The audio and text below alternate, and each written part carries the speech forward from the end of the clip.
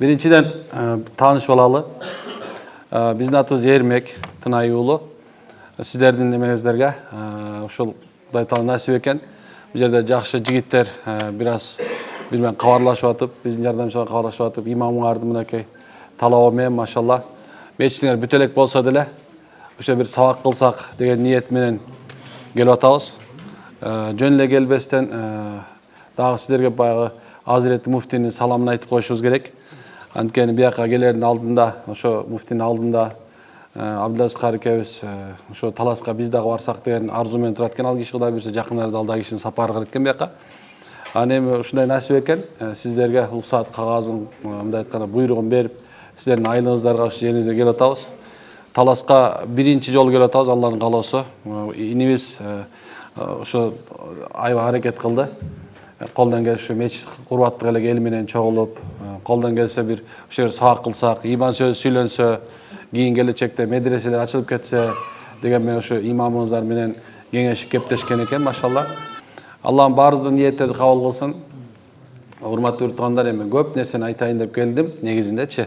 Бирок Алла каалаганча сөз болот. Көчөнү эмеге бардым, алдаке тиги Манас Ордого бардым. Манас Ордо деп коюп турасыздар. Илгери бир буякта менин кудаларым ушу канизоватта болду, ошондо бир кудаларды алып келет, ошондо бир көргөм, анда 2000-жылы беле унутуп да калдым, ушунча биринчи жыл болчу.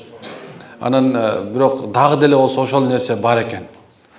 Дагы деле болсо мындай көрүп алып таң калдым, адамдар дагы деле болсо ширк кылып аткандарын көрүп, субханалла, уже канча дин көтөрүлгөн сайын деле дагы деле ушундай болуп атканын көрүп, да бир капа болуп калат экенбиз.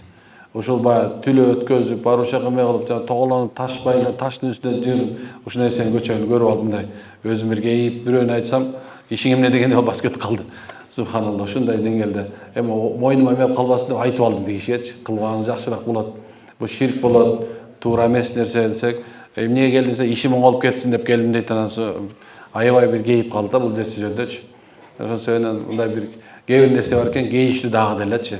Ошол колдон келсе мына могу жерде сакалчан, жолукчан, баардык эжекелер динди жакшы түшүнүп аткан мынакей баардыгыбыз тең машалла ушунун үстүндө колдон келсе үммөткө кызмат кылалы. Үммөт субханалла кыямат күнү Алланын алдында шерменде болуп калбаш үчүн аракет кылышыбыз керек. Башка нерсе үчүн аракет кылыштын кереги жок. Бул дүйнөдө баардык адамда курсагы тоет. Баардыгынын курсагы тоет, кийими бүтөлөт. Анткени ар бир ырыскыбыз бар да. Ошо ырыскыбызды жейбиз, ырыскы Кудай таала берген ырыскын алабыз. Эми канча тытынсаң да бар кыргызча айтканда пенде эки кылам десе эгеси дайыма бир кылат билесиздер. Ошол себептен Кудайдан экен рызкы. Ошол себептен көбүнчөсү иш оңолуп кетсин деп бир болбогон нерсе үчүн ахиретибизди алмаштырып албаш керек бул дүйнөгө, машалла. Эми алхамдулилла, вассалату вассаламу аля расулилла. Бүгүнкү темабыз негизинде бактылуу үй бүлө деген тема менен жүрүп атабыз. Бактылуу үй бүлө деп негизинде бул теманы бир жылдан бери колдонуп келатабыз, Кыргызстанды кыдырып. Эмне үчүн буга келип токтолдук? Анткени кеңешкенде, кептешкенде алым уламалар мен ушул азыркы мезгилде үммөт эмнеге муктаж болуп калды? Үммөт эмнеге муктаж болуп калды дегенде, биз үммөт аз адеп ахлакка муктаж болуп калыптырбыз. Адеп ахлак, кулк мүнөздүн жакшылыгына. Биз ар бирибиз өзүнүн ордубузду таппай калдык деген ойду айткым келип атат азыр. Ар биринин өзүнүн орду бар экенин унутуп калдык. Мындай карап көрүп турган болсок, биздин шариятыбыздын 80% мына дамылабыз билет, 80% адеп ахлакка байланыштуу. Пайгамбарыбыз тастыктап, ал-адабун нисфул илм, же болсо адеп дейт, бул илимдин жарымы деген. Караса кандай нерсе? Адамдар менен сүйлөшө билүү, же болсо баарлаша билүү, бул акылмандуулуктун жарымы деген пайгамбарыбыз. Карай турган болсок, мына белгилеп пайгамбарыбыз айтып койгон экен. Адеп бул илимдин, билимдин, ошон жашоонун дагы, имандын дагы, карасак Алла жиберген диндин да жарымы болуп калды. Демек, динибиз эмнеге үйрөтөт десе, динибиз бизди биринчи адепке үйрөтөт. Ошол себептен илгертен илим 3кө бөлүнүп, пайгамбарыбыздын хадиси бар 3кө бөлүнүп, субханалла, эмнекен илм акайд, акыйда илими, же болсо Кудайды таануу илими деп, таухид деп, ошол нерседен эмнекен биздин акыйдабыз чыккан. Биз ошол сенен иттикатта матуриди деп айтабыз. Же болсо биз ишенимизде матуридини кармайбыз деп. Ал матуриди каяка апарат десе, ал согон пайгамбар саллаллаху алейхи ва саллям апарат. Мен азыр эле жаңы эле имам Матурини ат-Таухид деген китабы Таухидти окуп келаттым. Мына ошол жерде көптөгөн нерселер тапса болот. Ошол жерде субхана жашоонун, Алла Тааланын жалгыздыгын бүт тапса болот. Биз ошо Матуриди менен келгенбиз. Ошол жерде дагы биз эң биринчисин Кудайды таанууну үйрөнгөнбүз. Көчө Исамидин кары экебиз, Оштун казысы азыр жаңы болду. Мурзамовтер ошо киши менен сөздөр айтат. Устаз дейт, мурунку заманды карап көрсөңүз дейт, биздин Орта Азияда бир да жерде уруш жаңжал болгон эмес экен, диний согуш болгон эмес экен бизде. Мындай айтканда ушул жерде, ушундай айтканда бул кандай азырча айтайын, Казакстан, Кыргызстан, Тажикстан, Өзбекстан, мына ушул жерлерде канча бир дагы диний согуш болгон эмес экен. Эмне үчүн десе, биздин субханалла мазхабыбыз дагы ошондой ишенимибиз да бир болгон себебинен эч бир жерде аалымдар талашып, же болбосо жөнөкөйдөн талашып эч качан согуш болгон эмес экен. Кайсы жерде мындай айтканда ушул жагынан акыйдадан кетип, же болбосо ушундай бир мазхаб кармап алган жерлердин баарында согуш болуп келген экен. Илимибиз субханалла 3кө бөлүнүп атат экен да, таухид болсо, экинчи факихтык же болсо фикх илими. Пайгамбар саллаллаху алейхи айтат, кимге Алла Таала динден түшүнүк берген болсо, ал динди тааптыр деген. Дини толук болуп калыптыр. Ошон сенен фикх дейбиз дагы, фикхта Куран хадис негизинде биздин жолдорубуз бар. Кантип намаз окуйбуз, кантип орозо тутабыз, кантип хажылык кылабыз, кантип закат беребиз. Канткенде мында бүткүл усул толугу менен бардык нерсени ошончо жазылган. Усул карасаң кандай нерсе, усул хадис бар, усул Куран бар, карасаң усул хадис бар, бүт усулдар көп аябай. Бирок айтайын деген нерсем ошонун негизинде тууралып келген. Эми үчүнчүсү бул некен? Алланын алдында илми тасаввуф, же болбосо илми сулук деп айтылып келген. Бул адеп илими болуп эсептелет. Адамдар бир адам акыйда илимин көп билет, же болбосо фикхтан аалым болуп алган. Бирок эгерде анда илим болбой турган, мындай айтканда тасаввуфтун чыныгы Алла Тааланын жолу, пайгамбарыбыз көрсөткөн адептин үйрөнүү жолу болбосо, демек анын дини толук болуп эсептелбейт экен туугандар. Мына демек азыр бизде көбөйдү азыр. Мына карасаңыз, мына ыргыта турган болсом азыр бир динди түшүнгөн адам башына келип калат. Өтө көп. Бирок ушул мезгилде биз жоготкон нерсебиз некен? Адепти жоготуп баратабыз. Адеп ахлагыбызды жоготуп баратабыз. Мүнөздү жоготуп баратабыз. Эмнен себебинен десе, бул курган дүйнө субханалла бир тыйын табабыз деп, бирди эки кылабыз деп атып, биз бири-бирибизди карабай калдык. Үй бүлөлөрүбүздүн ичинде эркекти аял, аялды эркек сыйлабай калды. Балдарыбыз субханалла ушунча бир деңгээле төмөн түшүп кетти. Алардын аталары YouTube менен Google болуп калды. YouTube, субханалла, Instagram, TikTok'та алып салды да жакшы болду, машалла. Ал таптакыр эле чоңоп болуп кеткен болчу. Акыл насаатын бар ошол айтып калган болчу. Бирок Кудайдын насиби ушкен субханалла, биздин динибиз бар. Динибиз бар, биз ооздуктай турган. Биздин адеп ахлагыбыз, бүт нерсенин кыргыздын салты, каадасы дагы керек болсо ушул нерсеге байланган. Динибизге келип такалат экен, эч качан. Билесиздер, субханалла, диндин эмеси 4 негиз менен келет. Ошол негизден бириси бул мындай айтканда мутаваттир ва хат деп айтабыз, же болсо катъи деп айтабыз. Эч бир мындай талашы жок далил менен келген Куран жана ошондой эле хадис болуп, пайгамбар саллаллаху алейхи вассалам көрсөткөн жолу. Андан кийин ижма ва кыяс, аалымдардын соң чогулушуп туруп, баары ушул туура деген андан кыяс салыштырып, мына ушу 4 нерсе болгон. Ал кээ бир аалымдар айтат, ушу эгер ушу не 4төө болуп туруп, элдин арасында үрф ада дейт да, үрф ада, кыргызча үрф адат дейбиз. Бул үрф ада деген бул арабтын сөзү негизинде, арабча сөз. Үрф ошол жерде келип калган адаттарды үрф ада дейбиз. Ошол элдин баары бузулбай, ушундай бир диндин негизинде жашап атса, ошол үрп адаттарды туура деп эсептейбиз. Эгерде ошонун ичинде субханалла, ушу жанагы айтып аткан 4 нерсе туура келбеген үрп адаттар болсо айтабыз, жок, бул нерсе адаттар туура эмес, жахилаттык, наадандык же башка бузулуу деп айтат экенбиз да. Биздин жашообузга үрп адатыбыз бар эле. Куран хадистин негизинде үрп адатыбыз бар эле. Биз улууларды сыйлайбыз. Эмне үчүн улууларды сыйлайбыз десе, мындай анткенсе улууну сыйлаш биздин каныбызда бар. Улуу адамды сыйлаш. Өзүнүн 1 жаш болгону мына байке деп бөлөбүз, туура? Байке деп бөлөбүз. Байке, же болсо ага дейбиз. Дагы айткан эң негизги мындай экен, улам канча өйдө кеткен сайын ошого жараша аны ата даражасына, чоң ата даражасына барып туруп, эмне болот экен? Өзүнүн улуулуктун мындай жолу бар. Кичүүлүктүн да жолу бар. Ошондой эле мисалы алса, кичүүнүн жолу. Кыргыздар катуу айтканда мындай кээ бирде урушуп койгондо, кичүү болгондо иттин күчүгү бол деп койгон, туурабы? Болду деп койсо болду, эметип калат. Же болсо айтып отурган болсо, ошол замат бар бир нерсе ишти аткарып, ошол замат баш ийип калганбыз. Мунун бардыгы тең некен? Бул биздин субханалла шариятыбызда бар. Мында карап турган болсо Ибн Мажада бир хадис бар. Ал хадистин мааниси ушундай болуп эсептелет. Силердин улууңар дейт, улуу агаңар орду кудум атаңардыкындай деген пайгамбарыбыз. Кудум кимдикине экен? Атаныкындай. Улуу агасынын орду атасынын ордундай. Ал орун басар деген сөз. Ошонун орду бар. Ошон себептен биздин кыргыздар экен улуу агасына өзүнүн субханалла өзүнүн байкелерине мындай баш ийип ошолордун айткан насаатын кабыл кылган болчу. Эми кичүүлөрдү сыйлоо бул пайгамбардын айтып кеткен нерсеси. Ошо айтайын деген нерсе максат эмне? Биздин жашообузда болуп аткан бардык нерсенин бардыгы биздин субханалла шариятыбызга, биздин мусулманчылык жолуна дал келет жана төп келет субханалла. Демек, эми бактылуу болуш үчүн бизге ыйман керек экен. Бирок ыйман сөздөн көп ыйманды кабыл алды азыр. Ыйман мисалы ыйман деген нерсе алиман иqrarun ва тасдиқун бил қалб дейт. Ыйман эмне десе жүрөк менен мындай тил менен айтуу дейт. Ла илаха иллаллах Мухаммадур Расулуллах. Бир Алладан башка сыйынууга татсат жок деп, ошону эмне кылыш керек экен? Жүрөк менен тасташ керек экен. Жакшылык дагы, жаманчылык дагы бүткүл эмне болгон болсо, ва шаррихи ва хайрихи десе, жаманчылык дагы, жакшылык дагы мин Аллаху таала, бир гана Алла Тааладан деп ыйман келтирдик биз. Мына ушуну айтат ыйман деп. Ыймандын эми 6 шарты бар деп айтып атканбыз. Ошо 6 шарты менен толук кабыл алган болсок, биз неге толук момун болобуз. Же болбосо толук ыйман келтирген болобуз. Биз айтабыз, Кудайга ыйман келтирген адам, ошону ахиретке ыйман келтирген айтабыз. Эми азыркы мезгилде Кудайга ыйман келтирген адамдар көбөйдү. Бардыгы айтат, мен деле Кудай дейм. Мен деле Кудайга ишенем. Ой, мен жоолугу жок деле ишенип коем деген адам бар. Кээ бир адам намаз окубай эле ишенип коем. Ооба, сен ишенесиң биздин акыйдабызда, бизде эмнебиз? Ооба, ал мусулман эле дейбиз. Бирок субхан чоң күнөөкөр мусулман. Абдан чоң күнөөкөр мусулман. Намаз окубаган чоң күнөө болуп эсептелет. Анткени ол парыз да турабы? Парызга инкар кылуу, парызды субхан түртүп коюу бул чоң күнөө тугандар. Унутпашыбыз керек аны. Кээ бир айтат, мен ууру кылбайм, ушак айтпайм, эч нерсе кылбайм, бирок мындай тынч жүрөм. Болду дейт. Мага ушул жетиштүү дейт. Ооба, ал жетиштүү субханалла. Бул дүйнөдө андай бардыгы эле жашап жүрөт.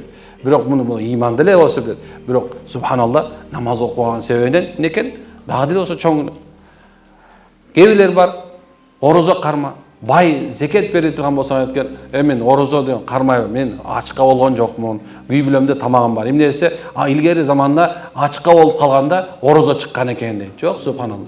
Алла Таала силердин мурункуларга орозо кандай парыз болгондой эле, Алла Таала бизге эмне экен? Силерге дагы орозо парыз болду деп өзү мурункун айтып атат экен. Мурун эч ким ачка болгон эмес, субханалла. Баары нерсе болгон, бирок Алла Таала биздин сынап өзүнүн өкүмү менен орозо кармашты буйрган. Демек, кээ бирлер жаңылыш ойдо эле эмне экен өзүнүн ою менен чыгат. Азыр биздин акыйдабызда эмне экен? Ушул жөнүндө кең айтылган. Качан биз акылыбыз менен, өз акылыбыз менен, накыл менен эмес. Накыл деген нерсе бар. Накыл деген бул мындай китебибиз бар. Биздин шариятыбыз эмне экен? Китеп менен, мындай айтканда Алла Тааланын Кураны менен, пайгамбардын хадиси менен гана таразага салынат. Ошону накыл дейт. Качан адамдар акылы менен өз ойлоп, по-моему, ушундай эле болуш керек деп бир өзүнчө бир нерсени чыгарып туруп, момундай деле боло берет, эчтеке болбойт десечи, ошол замат субханалла адашат. Ошодон шариаттан чыгып кетет. Ошол замат субханалла адашуунун жолун чыгып, шайтандын жолуна чыгып калат. Биздин эмнекен шариятыбыз ушу эки нерсе калыпка салдырат. Бул калыпка салганда да чоң-чоң аалымдар салыш керек. Калга бул же туура, бул туура эмес. Бирок адамдар мен момундай деле боло берет деп жашап баштаса, чоң күнөөкөр болуп кете берет. Ай, зекет бербейсиңби? Зекетиң жетиптир, 40 коюң бар экен, бир кой зекет бериш керек десе, эмнекен аны макул берейин дейт. Кээ бирлер эмнекен өз алдынча барып туруп союп туруп, аны элге таратканды зекет деп ойлоп калгандар бар. Кээ бирлер бар, субханалла, үшүр бериш керек десе, ой, эмне эле молдор алган деле билесиң, бергенди билбейсиң. Жок, молдо алат экен бериш үчүн да. Унутпашты берген. Молдо эмне алат экен? Алат экен бериш үчүн, субханалла. Зекетиңди бер кедейге. Алымдар кээ айтат, эгер дейт да, кыямат күнгө чейин дейт. Мусулман мен мусулман деген бай адамдар зекетин берип турган болсочу, бул дүйнөдө ачка болгон адам калбайт экен тугандар. Бул дүйнөдө кедей болгон адам калбай калат экен. Эмне себептен билесиздерби? Анткени ошо зекеттин эле берген себебинен, 2,5% берип койгон себебинен. Кээ бирлер болсо, эмнекен ошол байлыгын ушунчалык деңгээлде мындай бергиси келбейт, сараңдыктан, субханалла. Же болсо зекет десем налог деп эсептегендер бар. Караңыз кандай нерсе. Эми бул айтайын деген нерсем, бул сиз менен биз азыркы мезгилде көптөгөн күнөөлөрдү мындай күнөө катары сезбей калдык. Эскертүү керек. Молдолор эмне үчүн тозок жөнүндө айтат, билесиңерби? Эмне үчүн тозок жөнүндө, эмне үчүн даватчы айтып баратканда силерге тозок жөнүндө айтат. Тозок бар, эртең кыяматта жооп бересиң дегенде, мындай кээ бирлер силер ушу молла тозок менен коркутуп тажат дегиңер дейт. Туурабы? Мунун баары элдин ичинде өткөн. Биз өзүбүз жанагындай 4 ай, 40 күн Алла жолунда жүрүп, адамдар менен сүйлөшүп, мындай бул нерсени уже толук билебиз азырчы. Эмне деп айтыларын билебиз азыр. Эгер да силерге мен официально момуп турбаганымдачы, азыр көчөдө турганда көпчүлүгү мага көп суроо бермексиңер, башкача суроо бермексиңер. Оокатың жокпу демексиңер. Шалбырап жүрбөй оокат кылбайсың, фасоль экпейсиң дегенсиң. Туурабы? Дагы бир нерсе демекчи, мондай айтмак да. Эмне уюңда оокатың жокпу деп айтмак. Сөзсүз мага айтылмаган нерсечи. Бирок Алла насип экен, азыр мындай бул жерде отурабыз. Эми караңыз. Демек, туугандар, машалла, иман бул бактылыктын башаты деп айткым келет. Иман бул бактылыктын башаты. Иман келтирдиңби? Кудайыңды таптыңбы? Сен бар нерсени таптың. Эгер сен Кудайды жоготуп ийген болсоң, сен бар нерсени куржалак калдың деген сөз ал. Иман деген ушундай, сен таянычың бар деген сөз. Иман деген ушу ишеним деген ушундай нерсе, сен эгер Кудайга ишенген болсоңчу, анда Кудай Тааланын алдында бардык нерсеге жеттиң деген сөз. Эми карагыла. Эң эле жөнөкөй пайгамбардын окуясы, Ибрахим пайгамбардын окуясы. Алла таянуу бул бактылыктын белгиси экенин бир нерсени айтып берейин сизге. Ибрахим алейхисаламды жок кылуу үчүн Намрут деген бир чоң бир падыша, капыр падыша алдына чыгып не кылды? Аны жок кылышты каалады. Ага баш ийген жок. Акырында айтты, ал падыша да, Ибрахим ким? Ал Алланын пайгамбарымын деп атат. Ал көчөдө жүргөн бир адам сыяктага. Өзүнүн аскерине карматты, байлатты, айтты, макул деди. Сен мен бардык нерседен кутулам деп айттың. Бардык нерседен куткарат деп айттың, сен Кудайың. Менин отум да бар, менин тозогум бар. Мен сен ошондон кутула аласың деди. Айттым, Алла кааласа кутулам.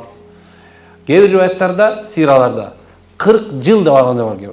Дагы бир жерде ошо 40 күн дегени бар, дагы бир 4 ай дегени бар. Ушунча жана отту, жана отун кылытын баарын бүт мамлекеттерин ташыткан. Мына ошол эле азыркы мына Турцияда Диярбакыр деген жер бар. Мына ошол жерде Урфа деген жер бар. Ошол Урфада Ибрахим алейхисаламды күйгүзгөн оттун орду бар. Өз Түркияда окуган себебин ажы жакшы билем. Эми караңыздар, субхан. Ошол жерде чоң, ушундай бир көрсөңүз таң каласыз да, мындай өтө чоң жер. Жер күйүп кеткен. Ушунча күйүп кеткен. Алып келип туруп, Ибрахим алейхисалам ошого ыргыт албаган себебинен, шайтан алейхилана ага келип пикир берип, эң биринчи катапульта бар го, мындай ыргыта турган, мындай прибор. Ошону жасатып туруп, аны Ибрахим алейхисаламды ыргытып атат. Эми караңыздар. Бирөө ыргып келатат. Ибрахим деген пайгамбар ыргып келатат. Жакшылап түшүнүп алыш керек ушул жерди. Жакшылап көңүл бургула. Эгерде кимде ушу жакшылап көңүл бурган болсо, жашоодо эч качан эми бактысыз болбойт. Чын айтам, азыр ушуну туура түшүнүп алсаңар, бактысыз болбойсуңар кечип калгыла. Эч качан. Биринчиси учуп келатат. Жабирейил алейхиссалам келди. Жабирейил алейхиссалам учуп келатып, баягында кармады. Айтып аткен Ибрахимге: "Эй Ибрахим, мен сага жардам берейин." Ибрахим алейхиссалам сурап аткен: "Сен ким тараптан келдиң?" Эгер сен Алла тараптан келген болсоң, дейт да, мен угайын дейт. Эгер өзүң тараптан мен дос деп келип калган болсоң, анда мен сени эчтеке кыла албайм. Өз каалоосу менен дейт, биринчи жолу келген дейт. Ибрахим алейхиссаламга биринчи жолу Жабирейил алейхиссалам өз каалоосу менен келген жер бар экен. Аллаху акбар. Айтып атат, "Жок" деди. "Мен сен досчулук үчүн келдим. Анда мага Алла жетишти. Хасбуналлаху ва ни'мал вакил. Таянууга мага Алла жетишти." Эми караңыздар эми. Таянууга Алла жетишти деген сөз келди, айтылды. Жүрөктөн айтылды. Ишеним менен айтылды. Алла Тааланын өкмүшү болду. Учуп келатканда жетелекте отко салкын болду деди. Күйүп аткан отко салкын болду айтылды. От келгенге чейин салкын болуп калды. Бирок салкын болгондо ушундай салкын болду, анда бүт нерсе, кээ бир айтат, субхана, ушунча бир 40 километр өйдү жакка чейин жанакындай бир эме жандык калбаган, күйбөгөн. Биягына 40 километр жетпеген деп атат. Дагы бир 4 деп айтат, мен эң узак. Ушундай күйүп кетаткан от салкын болгондо Ибрахим алейхисалам ошол оттун ичине күшүп калды, тоңуп кетти. Калчылап баштады. "Я Алла, чыдабай баратам" дегенде, Алла Таала эмнекен? Мындан да мейлим бол деди. Аллаху акбар. От мейлим болду. 40 күн оттун ичинде Алла Таала бейиштин рызкысы менен рызкыланып отурду. Биз ушул жөнүндө ойлоно албай атабыз. Муну мен айткан жокмун. Муну Алла Тааланын элчиси пайгамбар салам айтып атат. Куран айтып атат, Алланын элчиси айтып атат. Демек, ушул нерседе иман дегенде туура түшүнөлү. Иман бул ушундай нерсе. Иман качан гана сен толук Кудайыңа таваккал кылып, сен Кудайыңа толук баш ийгениңде, анын айткан нерсени туура дегениңде, жана дайым такай, жакшыда да, жаман болбойт ал. Аллага таян, машалла. Болуп кетти, Аллага таян, машалла. Бүткүл нерсе, ооруп атасың, Аллага таян, машалла. Банкрот болдум, Аллага таян, машалла. Үй бүлөңдө бир нерсе болду, Аллага таян. Бүткүл нерсени ушул заман чечпейби. Азыркы замандарда көптөгөн вайындар чыгып атат, билесиздер? Вайын деп коет, жанагындай бир атайын жанагындай тиктокерлер жанагы тартып атат. Эми азыркы заманга өтөйүн. Бир окуя эмес атат. Бир аялды бир күйөөсү катуу урушуп, мындай зекип койду, сабап койду деп айта албайтам. Мына ошол мезгилде аял мен эми аз сени арызданам дегенде барып туруп эшикти шарт бекитип туруп чыгып ойлоду да, ата энесине арызданып берди. Барып туруп эмне экен, өзүнүн эми комнатасына берип жай намаз салып туруп, мен Аллах Таалага арызданам дегенде, бай эркек ыйлабый деди. Кечирип койчу мени аягым. Ушул нерсе мен көргөндө мына ойлондум да, эгерде ар бир жаш үй бүлө, ушундай болгондо аттың, күйөөсү менен урушуп кеткенде, аял менен урушуп кеткен эркек жай намазга тура турган болсо, атаңдын көрү анда бүт проблемалар бар, талак сөз жолу бүтмөк экен да. Эч бир талак сөз айтылбай эле субханалла, кетпей эле бүтүлмөк экен да. Бул жер айтайын деген нерсе ушул эки, имандын даамын таткан адамдар Аллах толук тоокел кылат. Менден ишкерлер сурай берет, устаз, кантип биз алдыга ийгиликке жетебиз? Кантип биз жашообузда алдыга өсөбүз? Кантип бизди ким кандай болсо биз алдыга мындай успешный деп коебуз го, бүткүл жакшылыктарга жетебиз. Айта берем, 3 нерсе кылгыла, сөзсүз берекелүү болот. Сөзсүз ийгиликке жетесиң. Ошонун бирөөсү дайыма тоокел кыла дейм. Алла Таала тоокел кыла, Аллага таян, машалла. Демек, бул дүйнөдөгү ийгиликтин эң башы Аллага иман келтиресиң, экинчиси дайыма Аллага тоокел кылып, Алла Таала баш ийесиң, машалла. Бул дүйнөдө үй бүлөнүн баштатышы менен башталат. Иман ушундай нерсе. Адам алейхиссалам. Адам атабыз, сиз менен биздин адам атабыз. Биз баарыбыз адам атадан келгенбиз. Оо энеденбиз, Хава деп коебуз. Барын атабыз бир, энебиз бир. Чын-чынына келгенде ошондой. Ага Алла Таала өкүм кылды. Бейишинче жаша, жыргап жашай бер. Бейишинче жок деген нерсе жок, мен дайым айтам ошол жөнүндө. Кээ бирлерин азыр бейишинче мынакей дагы жок. Эмне үчүн айтылат мындай? Анткен себепчи Алла Таала Куранда 2-сүрөдө, Уй сүрөсүндө, Бакара сүрөсүнүнчө Алиф Лам Мим дептир. Даликал китабу ла райба фи худал муттакин деп туруп айтып туруп, китеп Куран жөнүндө айтып. Алладина юминуна бил гайб деп. Алдан алдар айтат. Алладина дегенде сөздөчү бул жерде чоң маани бар дейт да. Жөнөкөй менен алладина. Бул сөздүн мааниси терең иман келтиргендерге барат. Терең иман келтиргендер. Айтып туруп Алла Таала кайып дейт, бил гайб дейт. Кайыпка ишенишет дейт. Биз адам атабызды көргөн жокпуз. Аны кантип жаратканын көргөн жокпуз. Бирок маңызы ушунда. Анткени мынакей бул жаш аз биз отурабыз ушул жерде. Биз бирибизди көрүп атабыз. Бирок бул көздүн парданын аркасындачы башкалар да жашап атат азыр. Az kança perişte oturat maşallah. Жоқ, бұл жер көптөгөн аламат бар. Ушул жерде азыр мондай асман, 7-чи атар асманга чейин периштелер ушундай ороп алды азыр. Периштелер ороп алып туруп ушундай өйдөдөн кетип барат азыр. Өтө чоң нерсе бар. Маша чоң ушундай бир маанавият бар азыр. Ушунча келди бирөө кирип сүйлөп атыр. Азыр жетишип калам деп кайра кетти бирөө. Алды илешип калды ошол жакшылыкка. Бирөө келип шашып келатат, субханалла. Жетишпей билбейт. Бирок алда илешип атат ушугачы. Эмне үчүн дегенде бул жерде рахмат айланып атат да, Алланын рахмат айланып атат. Азыр жүрөктөрүңөр баардыгы оор нерсе менен келди баарыңар. Проблема менен келди кээ бирлер жөн эле ушундай бир кандай десем, жүрөктөчү иман дайыма суусап турат да, иманга жүрөкчү. Ошол нерсени угайындап келди. Демек, Алла Таала бил гайб деген нерседе адам атабызды кара, бейишке киргизип койду. Бейиш бар го? Бейиш жөнүндө мен көп нерсе бул сааттап айтып бере алам иншалла, Алланын каалоосу менен. Бейиштин көптөгөн нерселер бар. Бирок адам атанын бейиште кирип жейип туруп ошонун ичинде болгон нерсени мөмөлөрүн колдон деген сөз алында 7-11 жерде келген экен. Болду. Ал бейиштин ичине кирди, баардык нерсени жеди, баардык кылды. Бирок Алланын каалоосунда экен, алар Алла Таала өкүм кылган шажара, Алла Таала өкүм кылган бактын эмне кылды? Ошол жерден жеп койду. Өкүм кылган болчу, тийилбе деген болчу. Жерге түшүрлү. Бирок айдалганда Алла Таала кор болуп түш деп айткан жок. Хор мына сиз менен биз бул жерде хор болуп түшкөн эмеспиз. Бул дүйнөгөчү Алла Таала бизди сыноо үчүн түшүргөн. Алла Таала сыноо үчүн. Эми караңlar. Биринчи эле сыноо Адам атабыз менен Ооба небезге келген. Кандай сыноо келсе, бирөө Мекке Медине жакка, бирөө болсо Андулас эмеси жанда бир ысык болгон Индия болуп турган жактарга ысык жакка чыгып калды Хава небес. 300 жыл бири-бирине жолуккан жок. Издешти. Bir adam, bir ayal. Başka hiç çakı yok. Allah Teala Subhanahu ушундай кылып койду, бири-биrini издет, сыноо менен чүрүп койду. Качан гана Адам алейхиссалам башын жерге коюп, бир ретте ошо 300 жыл саждадан башын көтөргөн жок дейт. Канча экен? 300 жыл деп атат, субханалла. Башын саждадан көтөрбөй турду. Бир мезгилде оозуна ушул сөз келди. Аны да Жабрейил периште шыбырады деп айткан жери бар. Роббана, о менин жаратуучум, заламна, анфусана, мен өзүмдүн напсиме гана зулумчулук келтирдим. Ва иллам тагфир лана ва тархамна ланакунанна минал хасирин. Алла айтып аткан Атабыз. Алла, мен өзүмө эле зулум келтирдим. Мен сенден кечирем, мен билем сен кечиримдүү экениңди. Мен өзүм ушунча зунуп, ушундай чоң оор күнөө кылдым. Сен өкүмүңдү мен буздум.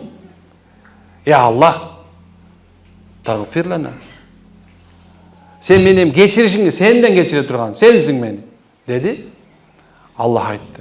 Emidir geçirem dedi. Bu oldu. Geçirdi. Geçirilgenden keyinçe emi karagıla. Adam atabızdan kursağı açtı. Ayal kolga muhtaçlık payda oldu. Ajatkana kolga muhtaçlık payda oldu. Subhanallah. Bütün nersenin bardığı etti. Em Allah Teala çeçim bere başladı. Cebrail aleyhisselam düşürdü. Cebrail geldi. Buğday verdi. Egi kандай ekeni үйrөттü. Sokonu verdi. Kantip uşuna bir jedişteşlik görsöttü. Maşallah. Mınaki o şöyle bana baştaldı. Kaçan gana adam atabız tobalı. Andan keyin 300 жылдан keyin Allah Teala Havva nebes ökönü Cebrail perişte arkылуу ökönü nikesini kıdırıp bul dünyögө жашоо baştaldı eken. Emnen aytkım keliп atат munu menen. Peygamber sallallahu aleyhi ve sellem'in yanında 3 adam geldi. Ashab-ı kiram Peygamber sallallahu aleyhi ve sellem yanında turat. Beyişke buyurulgan 11 oturat da odat. Beyişlikler. Oşular turgan mezde Peygamberden biri geldi. Men şunda menen oturabız. Oşunda oturabız. Bir adam geldi. Ya Rasulullah. Men bul dünyadan tajap baratam. Kaygıgam meni basıp saldı. Peygamber aytkan, istiğfar ayt. Emne aytish керек ekan? İstiğfar. İstiğfar degen söz, geçirim sıra degen söz. Astagfirullah degen, ya Allah, geçir meni degen söz. Allama Suyuti rahimahullah taala özünün kitabında kaçan deydi, momun pende. Gününe jok degende 100 jol astagfirullah dep ayta turgan bolsa, al geçirilmeyin, ölbeyt deydi. Sonum eken?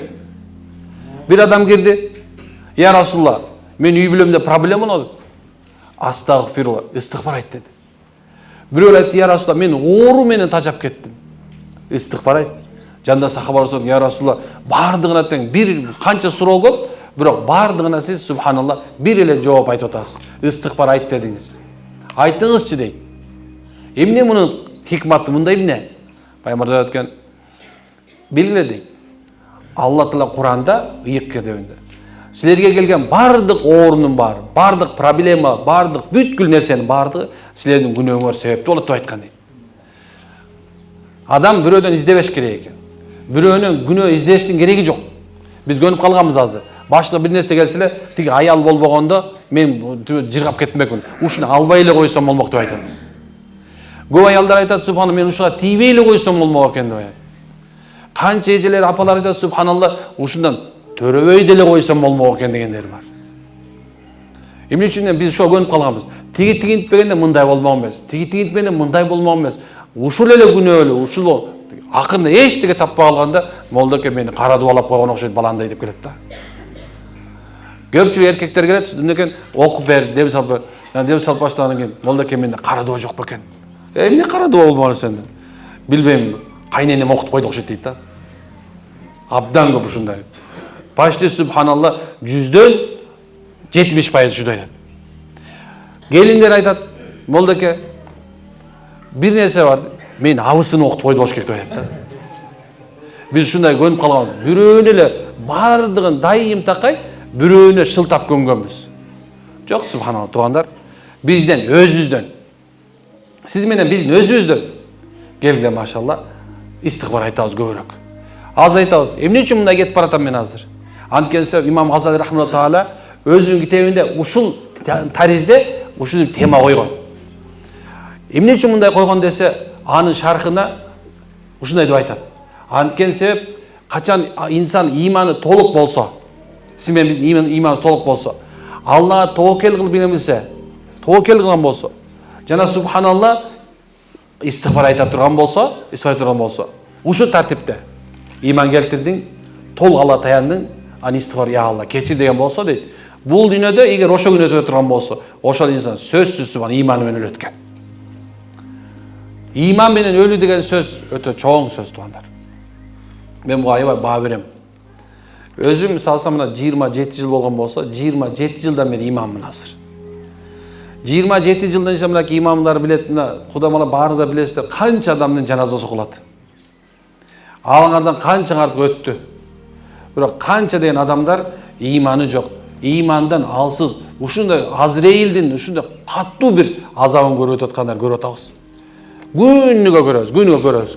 Күнүгө 2 күндө бир деп койсоң, күнүгө кээ күндө бир 4 же 5 жаназа болуп кетет. Ошонун баардыгы тең субханалла биз үчүн чоң бир некен, үлгү экен. Демек, келди машалла, иманыбызды курабыз. Ойлонолу да, мындай ойлонуш үчүн. Мен азыр эле дагы айтып атпаймынбы, Имам Матуридин Китабул Таухидти окуп коет, ошол жерде бир жакшы нерсе бар, айтылды, акыл жөнүндө. Алла Таала өзү төөлөрдү айтып, акыл жүгүртпөйсүңөрбү? Тоолорду айтып, акыл жүгүртпөйсүңөрбү? Карасаң, акыл жүгүртпөйсүңөр да Алла айтып аткан, акыл жүгүртпөйсүңөр дейт. Карап туруп акыл жүгүртүш керек экен. Керек болсо адамдын төрөлүп атканын көрүп акыл жүгүртүш керек экен. Адамдын өлүп атканын көрүп да акыл жүгүртүш керек экен. Биз сен менен мен акылыбызды толук басып жүрөбүз.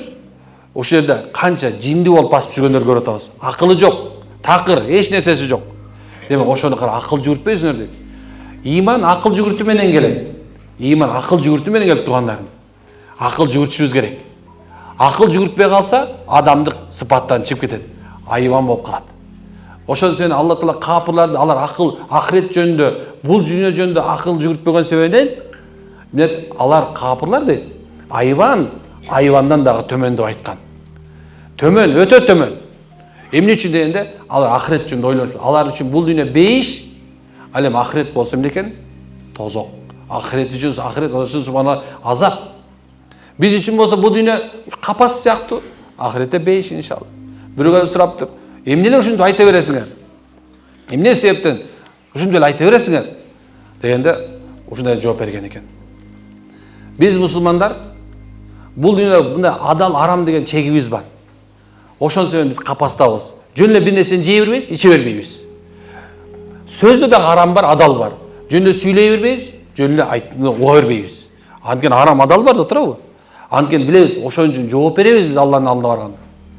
Ошол себептен биз капастабыз. Ал эми бейиште болсо, ушу тартын адалды адал деп, арамды арам деп жүргөнүбүз үчүн, туураны туура эмес деп жашаганыбыз үчүн Алла Таала бизге бейиш киргизет. Ошон үчүн биз үчүн субхан бул дүйнө тозок. Ал эми эмнекен? Сен үчүн бул дүйнө бардык нерсе бейиш, каалагандай жеп, каалаганды ичип жүрүшөт, каалаганды жеп жүрүшөт, каалаганды карабайт. Пивабы, аракпы, ичип жыргап, зына кылып, мындай бир бул дүйнөдө эле мындай бери от жизни все дегенчи, бул деген кафырлардын немеси да, мындай лозунгу да. Динсиздердин лозунгу. Бери от жизни все, каалагандай жаша. Жок, биз карасаңыз, керек болсо падышаларга, кечирип коюңуздар, президентибизге баш ийебиз, законго баш ийебиз. Эмне үчүн баш ийебиз билесиңерби? Анткени себеп субханалла, ал дагы биз үчүн арам, адал чеги бар. Ал дагы бизге өкүм болгон нерсе. Андан алыс кете албайбыз. Бул дүйнө ушундай.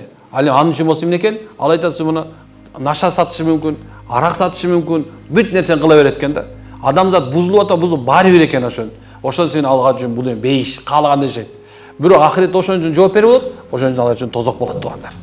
Демек, машалла, Мына иман толук ушул сыяктуу месабалык ушундай болот экен туугандар. Эмне үчүн бул жөнүндө айттык?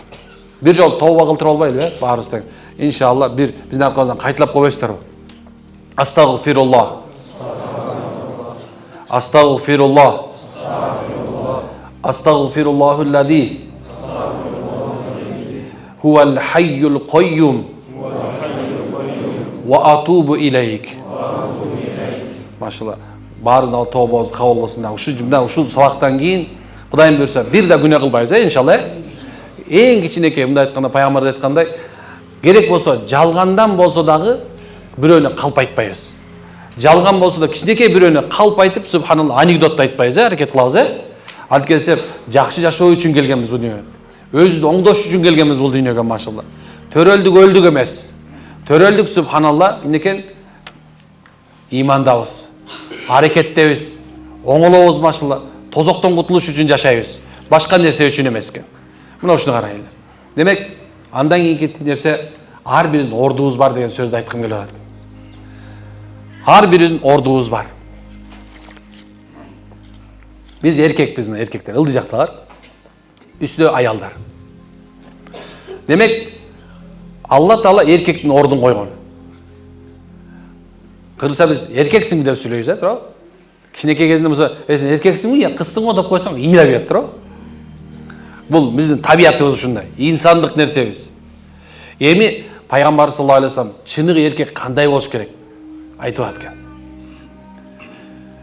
Биринчиден 11 сыпаты болот экен эркектин. Имам Газали 11 сыпаты бар дейт чыныгы эркектин. Мен ошону 3 сыпатын айтам. Биринчиси ал иманга бекем экен. Бактияр ажыкебиз бир эмеде кыйын болсоң, эркек болсоң, жай намазга чык деген сөз бар, билесиңерби? Кээ бир эркектер муну эмнеге үмүт атат? Эмне үчүн ушундай дейт? Жок, чыныгы ушундай. Пайгамбардын заманына бардык. Мечитте отурат пайгамбарыбыз. Масжиди Набави. Бирөө келди. Бедуин кирип келип айтат экен: "Я Расулулла, мен бейишке киргим келет. Эмне кылайын?" Иман келтир. Мен иман келтирдим dedi. Ашхаду ан ла илаха иллаллах ва ашхаду анна Мухаммад абдуху ва расулу. Мен куәлік берем.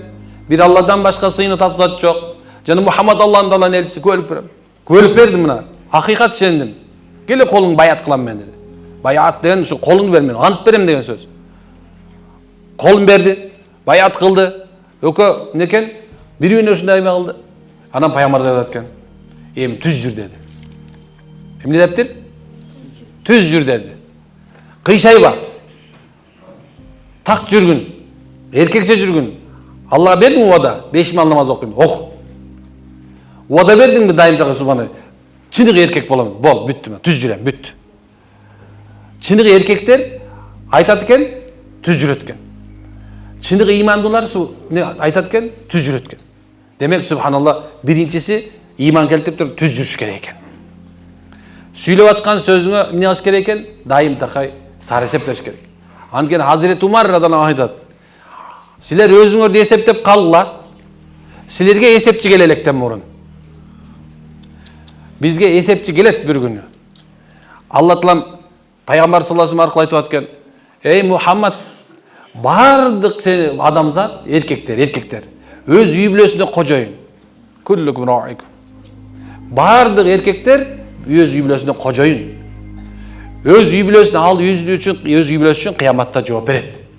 Аял алдыңбы? Сен ошон жооп бересиң. Аялың Алла насиби менен кабылат жүрөгү мындай төшүндө бала көтөрүп бу дүйнөгө алып келдиби? Демек сен ошол бала үчүн да жоопкер болосуң. Кыз болсун кызга, эркек болсун эркекке сен жоопкерсиң. Ошон сенин шариятта нафака деген тема болот. Эркектики субханалла, аял анан ажырашып кетсе да бала эркектики болуп кала берет. Аял өлүп калса дагы, эмнеге эркек субханалла, канча бала болгон болсо кайсы жерде, ошонун бардыгынын нафакасы ошо эркектин мойнунда кала берет. Унутпаш керек субханалла. Эркектин орду ушунчалык, жоопкерчилиги ушунчалык чоң. Азыркы мезгилде эркектер некен жоопкерчилик аз болду. Алла Таала жоопкерчиликти, чыныгы эркектикти тилиң кармай алат деп туруп талак сөзүн эркекке берип койгон. Эркек талак бермейин, аял менен ажырашпайт эч качан. Эмне экен? Ушундай бир эркектер азыр ушуну кармай албай, бул ооздукту коо берип жиберди. Азыркы мезгилде 100 суроо боло турган болсо, ошонун 80и талак жөнүндө болот. Сиздерде ушундай адамбы? Талак жөнүндө эркек талак айтып, мага 3 талак айтып койду. Мага 95 талак айтып койду. Мага ушунду айтып салды устаз. Эмне кылам дегенде көптөр. Эмне деген айтайын деген нерсе эмне? Иман келтирдиңби? Эмне эркектин биринчи сыпаты түз жүрүшү керек экен. Эркек түз жүрүш керек экен. Түз жүрүүдө көптөгөн нерселер бар. Бир жерде окуп калдым. Ошо түз жүрүү жөнүндө. Кандай дегенде 160ка бөлүптүр. Мен баарын санап бере албайм, бирок субханалла бир нерсе айтайын деген ошо жерде бир жерин айтып коет. Түз жүрүү деген ушул экен. Бул дүйнөдөн дагы, ахиреттен да коркуш керек экен ошол. Өзүнү жөнүндө. Өз жөнүндө бой болсо, үй бүлөлүү болсо, аялы жөнүндө, бала бакырасы жөнүндө. Эгерде ата-энең карып калып, нафакасы сени мойнунда болуп калган болсо, ошол ата-энең жөнүндө коркушуң керек экен.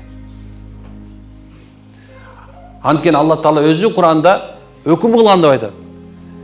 Өзүңөрдү жана үй бүлөңөрдү алоолонуп, күйүп, жанып турган ороп алуучу тозоктон сактагыла деген. Бул өкүмдү Алла Таала эркектерге берген. Качан ушул аят карима түшкөндө Пайгамбар саллаллаху алейхи вассалам багымдат намаз боло элек жатып, Фатима энебиздин эшигин алып туруп калган экен. Фатима, Али, багымдат боло элек. Уктап атат 2 жаш. Өкө жап жаш. Кызым тур, күйөө балам тур. Азаптуу күндөр келип калганга чейин тур. Мен атаңмын, мен кайнатаңмын, акыман кутулайын деп барган экен. Биз болсо субханалла азыркы мезде эркектер некен өзү намаз окуйт, бирок аял жөнүндө иши да жок. Кебил таң каласың, иши да жок, окуп атабы жүрөт. Укпай турат. Баласы жөнүндө такыр ойлонбойт. Өзү намаз окуса болду. Такыр. Болбосо субханалла өкүм эркек айтып атат экен. Не деп атат экен? Өз үй бүлөңөрдү коргогула деди. Эмне үчүн мен жалаң бүгүн ахирет жөнүндө сүйлөп атамын? Анткени себеп субханалла чыныгы имандуу Кудайдан корккон эркек үй бактылуу болуу үчүн бир гана нерсени алып келгенге аракет кылат. Бир гана нерсе бул иманды үйүнө алып келип, эртең күндө азаптан кутулушту сакташына аракет кылат. Ушул болгон амал ушул болуш керек. Эркектин коркунучу ушул болуш керек. Билесиңерби? Алла Таала сен жалгыз болгондо бир рызкы берип аткан болчу. Аялалдың эми экөөңөрдүн рызкыңа бир эркекке берип баштады. Балалы болдуң, Алла Таала ошо балаңдын рызкысын сага да бер. Эми 3 адамдык келип атат. 4 адам болсо 4, 5 болсо 5, 6 болсо 6, 7 болсо 7 рызкысы ошолор кошулуп келип сенин колуңа түшүп атат. Сен ойлоп атасың, сен аны мен кантип багам жок. Аллах айтып атат экен да. Өзүңөрдүн балдарыңарды, аларды кантип багамды өлтүрбөгүлө деген. Аят карима. Эмне айткан Алла Таала? Өзүңөр баланы өлтүр. Анткени ар биринин өзүнүн рызкысы бар. Аллах хайр разыкин. Алла Таала рызкы бериштин эң жакшысы Аллах. Демек, эмне экен? Алланын өкүмү ушундай экен. Үй бүлөгө иман алып келип эткенбиз, машалла, үй жол ачыла берет экен. Алланын өкүмү ушундай. Эркек имандуу боло турган болсо, анын аялы дагы, анын балдары дагы имандуу болот. Эгер эркек имансыз боло турган болсо, аялы имандуу боло турган болсо, жарты болот. Эки эсе жарты болот. Анын балдары имандуу боло турган болсо, атасы болбосо, имандуу болсо, ошол үй бүлөнүн иманы өтө оорураак болот. Анткени себеп эмне үчүн оорураак болот десек, атасына баласы эмне кыла албайт? Өкүм болуп айта албайт. Динден кыйнайт. Канча дегенин билебиз. Балдар намаз окуйт, дамылап болуп медресе бүткөлөн керек болсо, атасы болсо субханалла алкаш кечирип койгула. Арак ичет, оозуна келгенде оттоп сүйлөйт субхана. Кадырын билгизбей, баласынын кадырын чөктүрөт, туурабы? Демек ошол баланын дамылда болушунда пайда болуп калабы? Элдерге келип, туугандар, иманда бололу десе, бар атаңды тыйып алчы дейт, туурабы? Ошол себептен алымдар айтат. Качан субханалла негизи акыл бар го, адам акылы. Бул бир моментте эле толуп калбайт экен. Кыргызда көрө көсөм болосуң дейт го, туурабы? Көрсө көрө деген кээ бирлерчи көрбөй да калат экен да. Кээ бирлер айтат, алындар айтат, акылга мындай айтканда балакатка тол дегенде акылы менен эсептейлиби же болбосо түнкү түш көрүш менен эсептейлиби дешкен. Ошондо кээ бирлер алындар муну кел андан көрөп ушундай кылабыз. Акылы менен эсептеп көрөбүз. Десе кээ бирлер алындар жок дейт. Кээ бирлер 70ке чыкканга чейин акылы бар, бирок эси жок болот дейт. Эмне кылабыз алар деген экен да. Ошондо кел аны түн ичинде эле көргөн түшүнөн эле балакатка толду. Аял кишини этек көргөндөн баштап эле балакатка толду деп кое берели дешкен экен. Эми бул чоң китептерде ушундай айтылат. Дейин дегеним, демек чындык эркек эмне болот экен? Биринчи, унутуп калдыңыздарбы? Имандуу анан түз жүрөт экен, машаллах. Түз жүрөт деген нерсе тегерекченин бардыгын карасын эркектер, туугандар. Өзүңдүн балаңды да кара. Анын авторитети түшүп калбасын.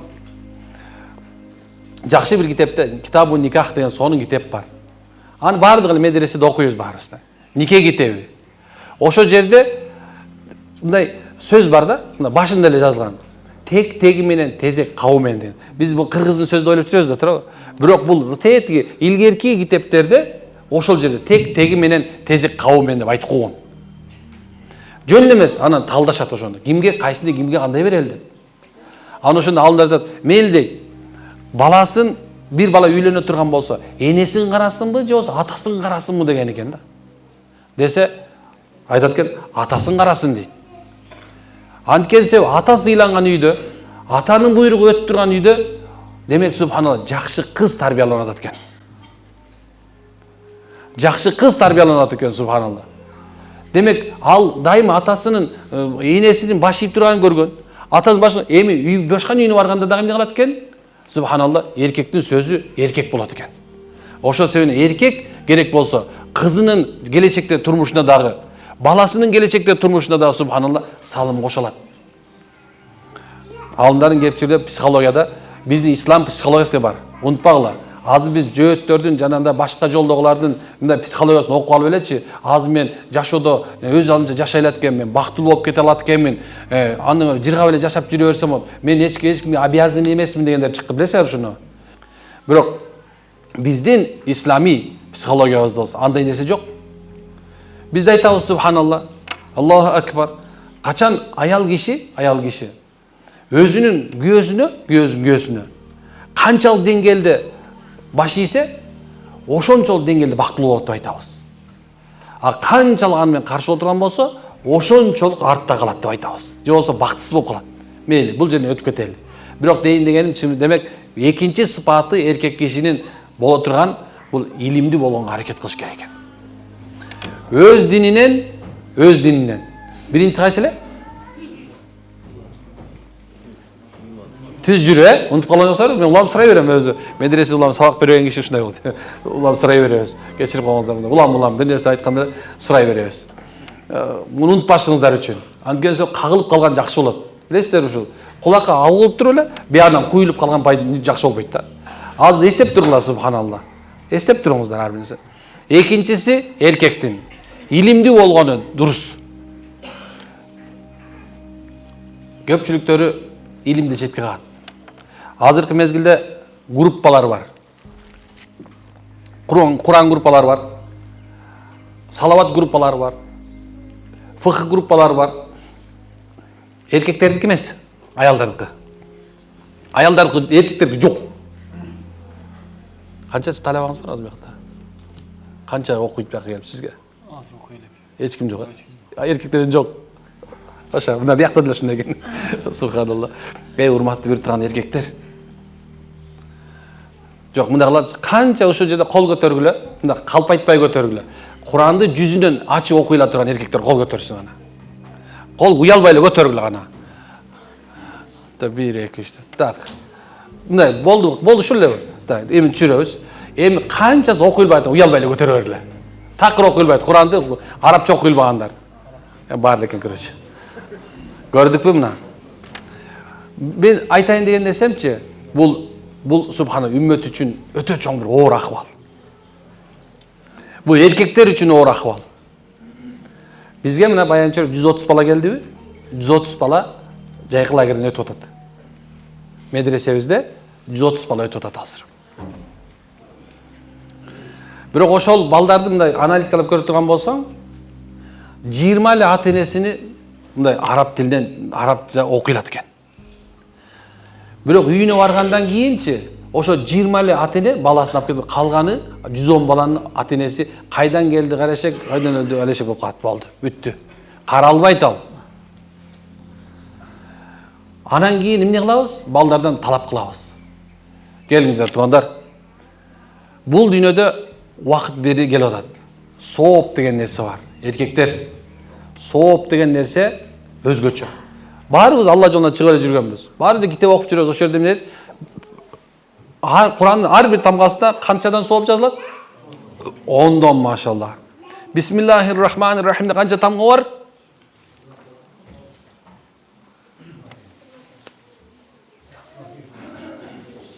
19. Машалла. Ошо 19 тамга 190 сооп жазылат ал. 19 тамгага 190 Алланын ажыры сооп жазылат. Эми ар бир тамга ошондой жазылып аткан болсо, кайсы үйдө Куран окулуп тура турган болсо, ошол үйдөн эч качан береке кетпейт. А силер болсо жалаң эле фасоль сээп эле ошондон эле карап отурасыңар. Фасоль сээп кой, себебин кылып кой. Ошонун этегине отуруп алып, субханалла, мындай телефонду карап алып, ютубтан Эрмек молдону карап отура бербей, Куранды ач дагы, субханалла, үйрөн. Анткен себеп субхан мен угуп коесуң маалымат, бул балда сүйлөт, баягы келген молдо турбай деп коесуң да. Болду. Чубагачы грамоталык сонун адам эле, ушу киши болгон деп коесуң. Максатчы келсе, даватка чыккым келип баштады деп аласың, туурабы? Ушундай нерсе. Эми айтайын деген нерсе эмне экен? Келиңиздер, маша, эркектер. Эмне аялдарга сөз кыла элекмин. Анткен себеп субханалла, аялдар силердин өкүмүңөрдө. Аялдар силер буйрук берсеңер, макул десеңер, жумуш иштей алат. Силер макул десеңер, илимге бара алат. Силер макул десеңер, нафил орозо тута алат.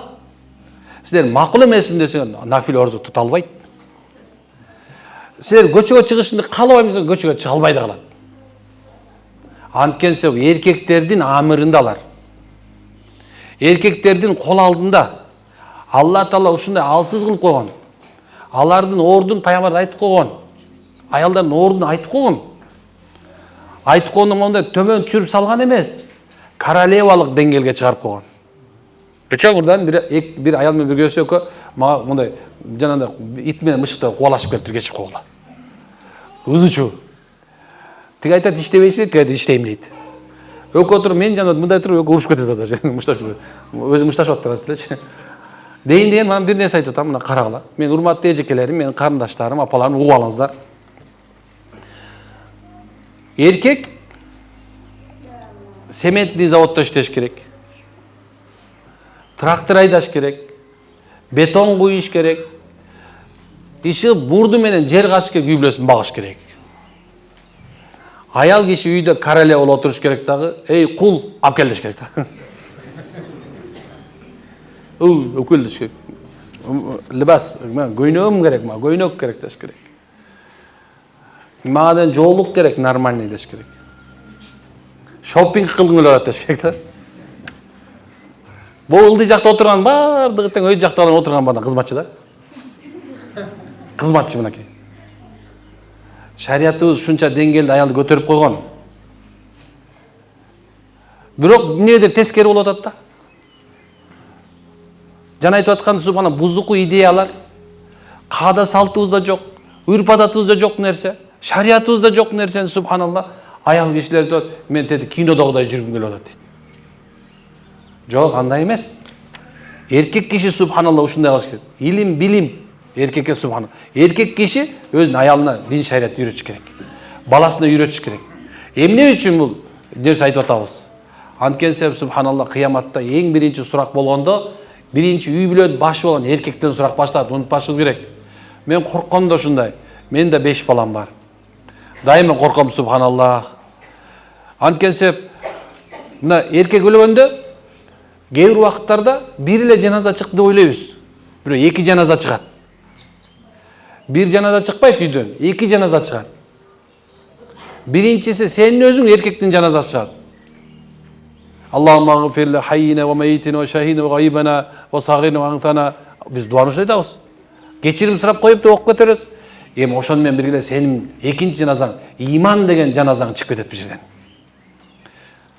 Эгерде чындыгы сен ыхлас менен Кудайдан корккон акыбалыңда үй бүлөңө диниңди үйрөтүп, коркутпастан, хикмат жана басират менен, жакшылык менен үйрөтүп, көңүлү менен чын жүрөктөн ушундай Кудай дегенди калтырган болсоң, балаң Кудай үчүн намаз окуп аткан болсо, аялың Кудай үчүн намаз окуп аткан болсо, балдарың баардыгы тең ынтымак сени мындай корккон үчүн эмес, сүйгөн үчүн болсо.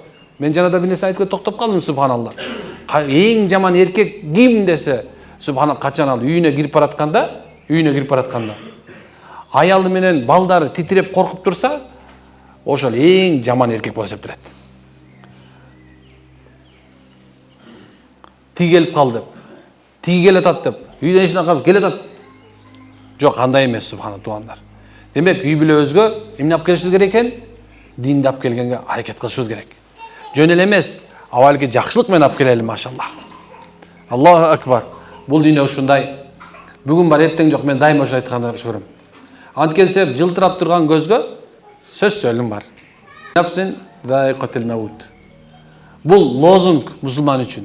Мен муну айткан жок, муну Аллах айтып атат Куранда. Ар бир жан өлүмдүн даамын татат. Бул дене канча тытынба, канча нерсе кылба. Мен муну кылба деген сөз эмес.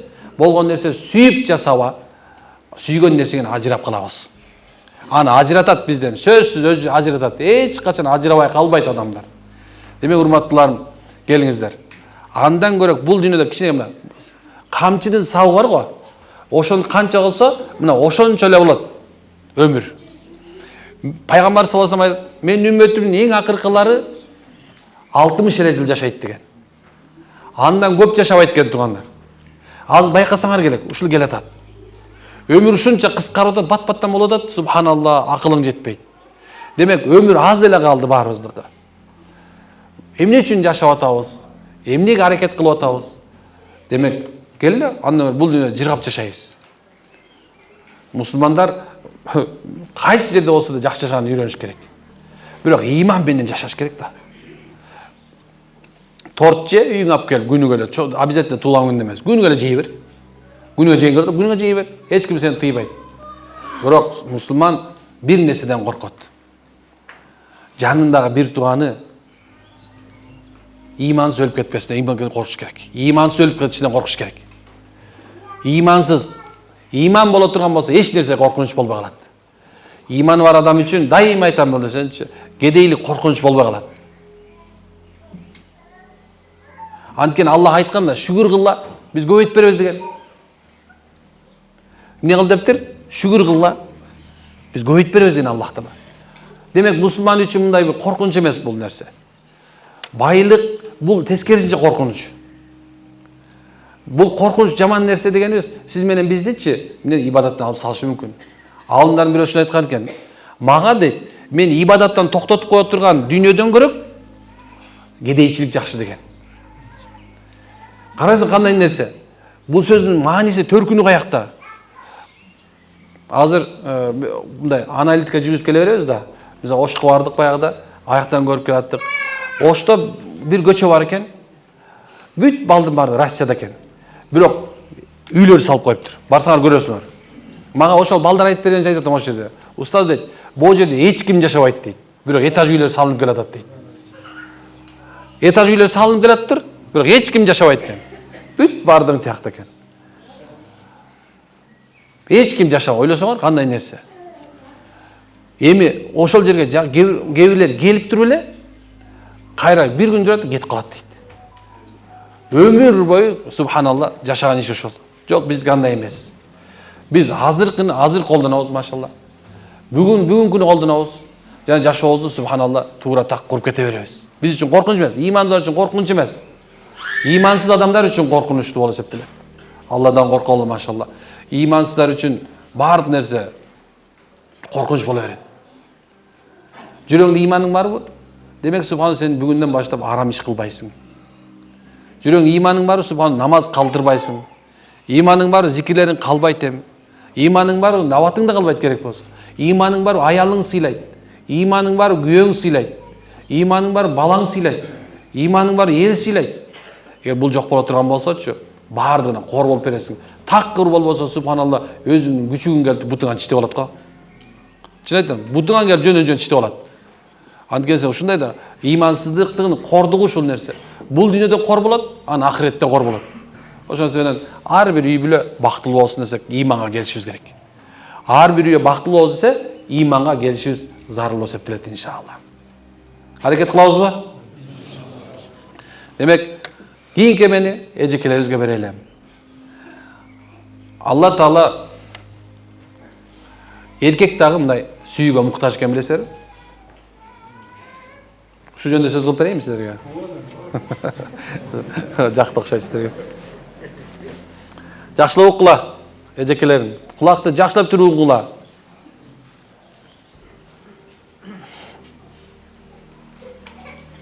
Фатима Хадича энебиз. Хадича ким? Саллаллаху алейхи вассалам аялы. Өлүм төшөгүндө жатат.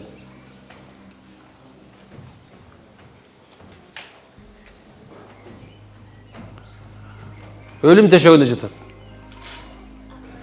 Пайгамбар саллаллаху алейхи вассалам жанына келди. Келип туруп, Пайгамбар саллаллаху алейхи вассалам Хадичанын өзүнүн кулагына бир нерсени шыбырады. Жылмайып күлүп койду. Я Расулла,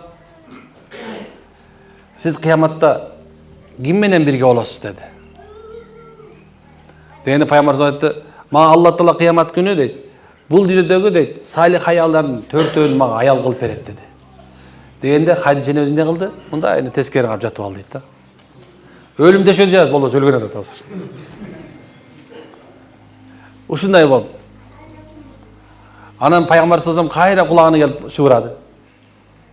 Хадича өзү күлүп койду. Жанында турган эме Фатима энебиз кичинекей экен. Хадича өзү өтүп кеткенден кийин келип сурап атат экен, я Расулла, атаке, качан апам ушундай болуп аткан мезгилде 3 аламатты көрдүм, бирок сиз кулагына шыбыраганыңызды мен укпай калдым деди. Дегенде, эй Хадича, кыямат күнү мага 4 аял берет, ошонун биринчи ханычасы сен болосуң деди ушулар. Ошондо мен апаңды сүйүндү дейт. Апаң ушундай жылмайып, анан ошондо эмне бул дүйнөдөн жан берип кетти. Исламда үй бүлө кандай болуш керек десечи, күйөөсүн сүйгөн аял болсо, ошол эркек дайыма арстан боюнча кала берет. Күйөөсүн сыйлаган, дайым такай мамиле болгон, кыргызда болсо эр сыйлаган кор болбойт деп айткан. Ушул эрлерди, эр деген эмне? Сөздүн мааниси айтып турганда баатыр. Ошол кандай болсун? Кыргызда сөз бар, мен дайыма айтып тажабайм ушундай сөзчү. Аюу да болсо күйөөм бар, үңкүр болсо үйүм бар деп чачкан керек. Демек субханалла мынакей. Бул жерде мына аюулар турат машалла. Үңкүр деп үй салып койгон, жашай бер машалла, болду. Сени сүйөм деп кой болду. Бүт. Пайгамбар үлгү. Айша энебиз экөө бир күнү я Расулла dedi. Siz meni жакшы көрөсүз dedi. Ооба, кандай жакшы көрөсүз мени? Десе айтат экен. Ал ушундай мени жакшы көрүм ушундай дейт. Басмайыл бар го. Ошону тартып коебуз го, биз ушундай маани түшүндүрөйүнчү. Мындай аларда болсо мындай чоң эмелер төөнүн үстүнө байлап туруп, жанагындай көптөгөн жүктөрдүн байлаган түйүнө мындай түйүн кылып коюшат экен да. Ошол түйүн айтып аткан, ушундай түйүн, ушундай бекем түйүн менен турат дейт. Деп калды дейт. Анан бир күнү урушуп кетишти дагы, анан кийин урушпай, эрди катын урушпай койбойт. Эрди катын урушат, эси кеткен болушат дейт кыргызда. Бул ушундай нерсе. Эми некен? Анан бир урушуп кетти. Акырында пайгамбар мынтип аткан да. Мынтип карагысы келбей аткан мына. Я Расулла, баягы түйүн чечилип кетелекпи деген экен да. Ошол эле боюнча турат дептир. Пайгамбар ошол эле боюнча турат dedi. Бул жердечи мындай улуу адамдардын бири-бирине болгон жакшы сезимин билгизүүсү. Биз андай улуу адамдар эмеспиз. Бирок бири-биринечи аял дагы, эркек дагы жакшы көрөм сени. Сен жанымсың. Сендей жашоо, сенден башкасы келсе, башкача болуп кетмек беле жашоом. Сен болгон үчүн жашоом оңолуп келатат. Сен болгон үчүн балдарым болду. Сен болгон үчүн момундай нерсе болду. бардык жакшылык сен тараптан келди депти бири-бирине сөз айтып тура турган болсо, ошонун көбүнчөсүн аялдар айта турган болсо, машалла, Аллаху акбар. Билесиңерби? Баса албаган эркек 4 аяқты басып кетет ай. Чын айтам. Исламдын жолу ушундай. Мусулманчылык ушундай. Башкача эмес мусулманчылык. Башкачаны ойлогула. Силер ойлоп атасыңар, сезимдин баары кинодо экен деп. Жок, сезимдин баары мусулманда, исламда. Кудай жүрөгүндө Кудайды сүйүп турган адамчы, Кудай жараткан пенде эмне үчүн сүйбөйт экен? Эмне үчүн сүйбөйт экен? Туганда айткылачы. Балаң үчүн өлүп бергенге даярсың го, турабы? Бул сенин жүрөгүңдө ошо бала болгон жакшы көрүү сезими бар экенин билип атат да, турабы? Сен сүйөсүң ошол баланы. Эми ошол экөө бир баланы жараткан, себеп болгон, жарышка себеп болгон эркек менен аял киши бири-бирин ошо баланы жакшы көрө тургандай жакшы көрө турган болсо, кантип ошол үйдө уруш талаш болсун? Биринин оорчулук келген болсо, бирөө кечирип, бирөөнөн бирөөсү кечирип кое турган болсо, кантип ал бактылуу болбосун ал үй бүлө? Ислам ушундай, башкача эмес. Кээ бирөөлөр таң каласың.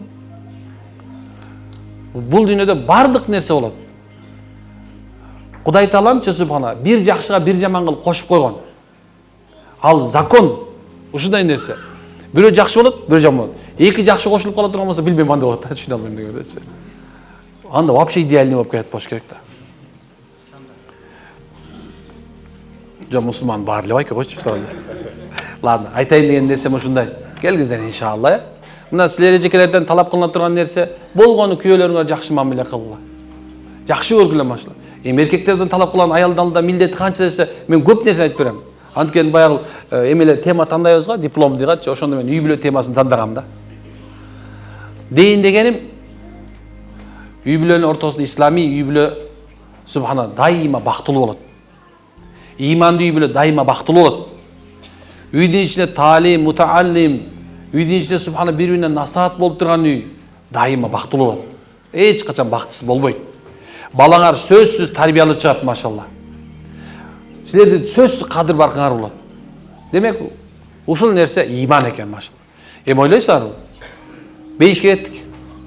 Бейишке барып келелиби? Фирдауска барыңар келип атабы азыр? Фирдауска пайгамбар айтат, сурасаңар дейт, бейиш сурагыла. Анын жакшысы Фирдаусту сурагыла деген. Анткени бейиштин эң төрү ошол экен. Фирдаус бейиши.